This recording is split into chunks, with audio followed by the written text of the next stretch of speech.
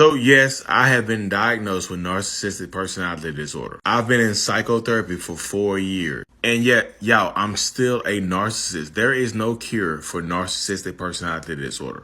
I'm 100% still a narcissist. I still am. And although therapy has helped me tremendously, therapy is not the only reason I am where I am right now.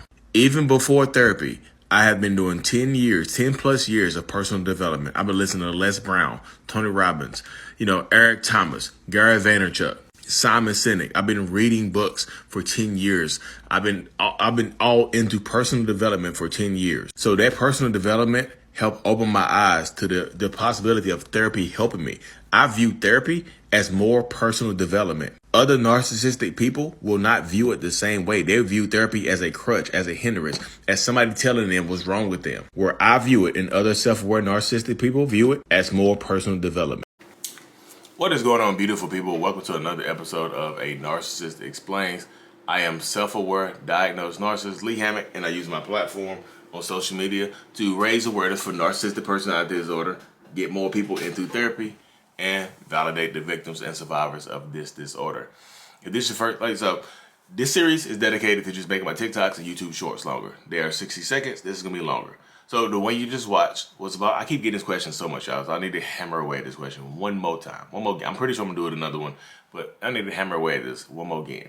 If y'all couldn't see it, I know you watched the video to get here, but if you couldn't see it, the text said, I'm trying to understand.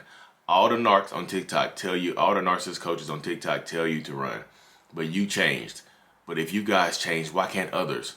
Or have you guys not changed? And I keep telling people this same thing over and over again. The people watching this video, a lot of you infer that I've changed because of the way I talk and the way I present myself online. And the fact that my wife came back and I have my 3 kids and things like that.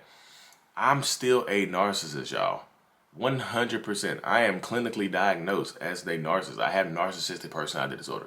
If you look up the criteria, this stuff does not go away. This disorder does not go away. There's not any kind of special pill I can pop and just like, oh, I'm not a narcissist today. No, I'm still a narcissist. I can't unplug. I can't. This is me. My behaviors have changed because I've been working on myself for so long, y'all. And people keep asking me how I got to this point right here. It literally, myself personally, I've been on this journey of self-development and personal development for when I was 20, 21 years old, 22. I forgot how old. Whenever I started working at Blockbuster. It's been so long, y'all. Blockbuster Video. That's how long ago it was. This is before Netflix came out. So I was working at Blockbuster Video, and I joined some network marketing companies. Network marketing companies push personal development. I'm not a good network marketer, but I'm, personal development, I fell in love with it. They hand me a book, say, hey, read this book right here. It'll help you get better. I started reading Think and Grow Rich, Rich Dad, Poor Dad, all those books right there. And it made me start, I like doing that stuff. I like, this stuff makes me wake up today feeling better. So I started pouring that into myself from the age of 21, 22 years old for 10 years until I got to 32 years old. And then I hit rock bottom when my wife called me a narcissist and she decided to dip out and leave and take my son with her. So she dipped out, left. I get inquisitive. I look it up online and I see narcissistic personality disorder. I see the traits. I like, those traits are me. And most narcissistic people on this planet will see the traits and say it's you. I called my wife a narcissist on her way out. Like, you're a narcissist. After she called me a narcissist, I was like, you're a damn narcissist. I'm not a narcissist. Anyway, so after she did that and she left, I called her a narcissist. I looked it up and I saw the traits and it made sense to me. It gave me answers to the questions I've always been asking for myself. So yeah, I just told her I would go to therapy. And 6 months later, after she returned, I went to therapy. I did, but I didn't see therapy as a way to heal me or cure me. Because I've been into personal development for a decade, I just saw therapy as more personal development to add on to what I've already been working on. To add on to alter my behaviors. I've already been altering my behaviors for years, y'all, and how I deal with people. I've been already doing that. People think one therapy session, a few therapy sessions is going to fix a narcissist. No, it's not. It's not going to cure narcissists. It's not going to fix them. It's not going to change them. It's not going to change anything. Like, even if they go to therapy, is that going to make you feel any better? Does it make everything okay with what they did to you? What they put you through? Does that all just magically disappear? No. It's still there. It still happened. It's not like a magically vanishing thing. Like, it's still there. It definitely still happened. You know what I mean? So I feel like so many people get caught up in that, wanting them to change. Like, why would you waste more of your time, of your life, waiting for somebody to change? And people gonna ask me, but your wife, she came back and y'all had another baby and she waited on you to change. I was already doing it. I was already putting in the work. My wife had seen me go from, she met me when I was 26 years old, so I was already in the personal development when I met her. So even that, yeah, I've been gaslighting, doing all the narcissist stuff to her. You know what I mean? I've been doing all that stuff for years, but I've always kept my word when I said I'm going to work on myself or do something for myself. I'm egotistical, me first. So I'm tell her I'm going to do something for me. Hey, I'm going to do this for me. I'm going to work on myself to make myself better. I'm going to this conference in Tennessee. Can you want to come? Let's go. It's personal development. It's working on ourselves. It's getting us hype and changing our mindsets. I've been doing it for years.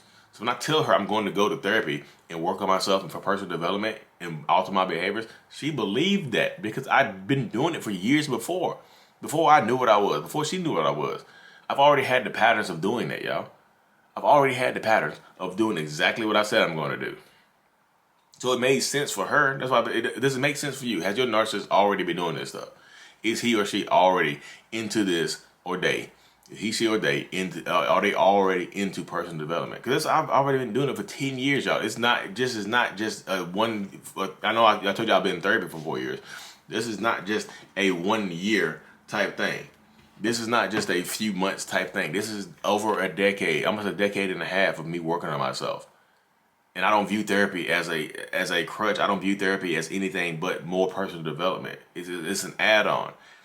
I'm an intellectual too, so I look at stuff like I have an engineering degree from North Carolina Agricultural and Technical State University, NCANT. I have that degree, and and one of the main things about being an industrial engineer is cost benefit analysis. Like, I run the cost benefit analysis with every big decision I make in my life. What is going to cost me and what's going to benefit me. Before therapy, I didn't run that benefit. I didn't run that cost benefit analysis. I would just do it because I thought it was going to benefit me. I'm like, who cares what it costs as long as it benefits me? Who cares what the cost is as long as there's a benefit? Now I care about the cost. Now the cost matters. Is it worth it? No. And it's hard. I'm telling you, it's hard to get to that mindset, into this realm where I think like this. It is. It's such black and white. I disconnect emotional components. I disconnect the emotional component when I'm making decisions. I just do.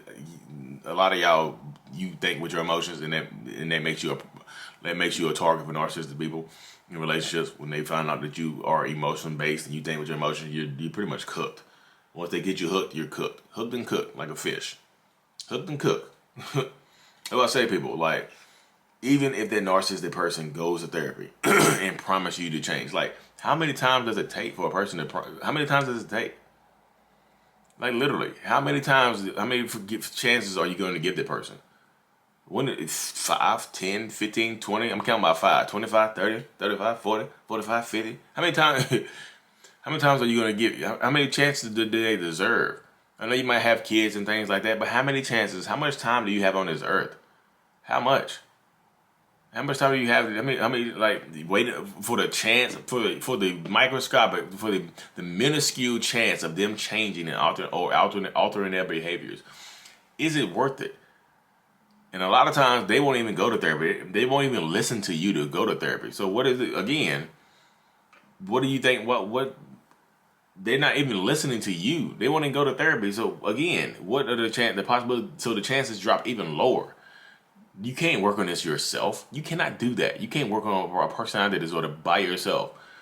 I know what I am now. I'm going to go work on it. No, you need to go to therapy. They need to go to therapy and be honest with the therapist. But now, y'all don't even like boundaries, y'all. You have to have boundaries. You just have to. I mean, what are you willing to tolerate? How much are you willing to tolerate? How much are you willing to put yourself through? How much are you willing to put your kids through? Because they're important too, right? You got kids that are important too, right? They're watching the mama or daddy getting abused. They're watching it. But you're in love, right? The chance of love means more to you than your kids' upbringing and their mental health state for the opportunity of love.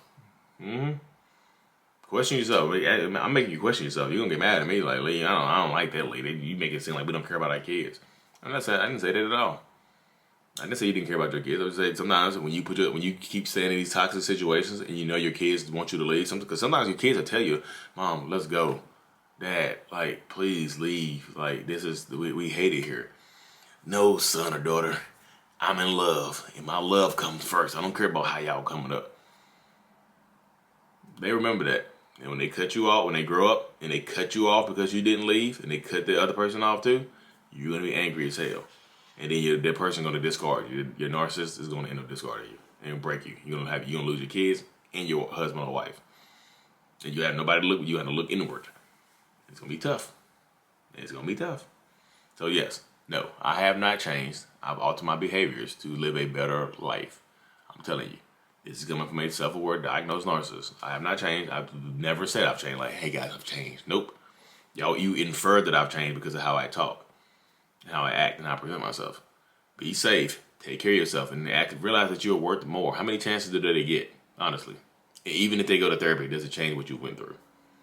Peace.